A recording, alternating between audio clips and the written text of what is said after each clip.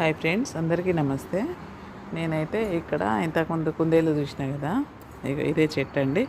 ఇక ఇది మా డోరు మెట్లు ఇక్కడ నుండి ఇది ఇక చెట్టు అండి, పెద్ద చెట్టు చూడండి.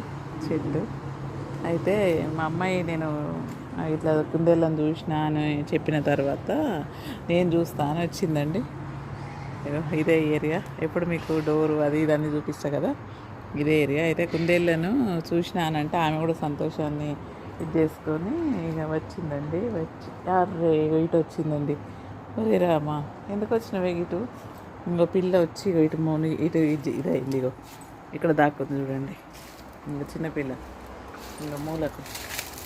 మళ్ళీ ఒకసారి బయటకు వెళ్ళి కావచ్చు చూసిరా క్యారెట్లు వేసిన అన్నది. ఇక ఇక్కడ ఉంది, ఇటు వచ్చి దాక్కుంది.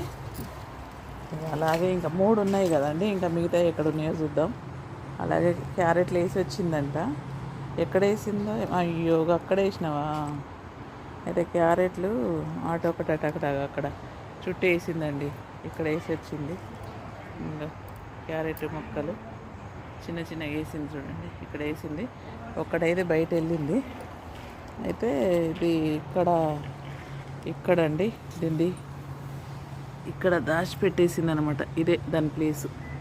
ఇక ఆకులు 2 కప్పింది చూడండి. ఈ ఆకులు 3 ఆకులు, అది దాని గుహ. ఇంకా తల్లి ఏటో వెళ్ళిపోయింది. పిల్లనైతే అక్కడ ఒకటి అటు ఎందుకు వెళ్ళిందో ఏమో. ఇంకా మరి మిగతావి కూడా అవి కూడా ఏంటంటే విహారం చేయాలి అన్నట్టుగా రోజుకు అవి కూడా కాళ్ళు చేతులు గట్టిగా అయినా కొద్దీ అవి కూడా అటు ఇటు పరిగెడుతుంటాయి కదా.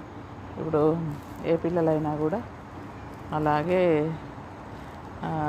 అది కూడా ఇక ఒకటైతే ఇక్కడ మూలకైతే కనిపించింది.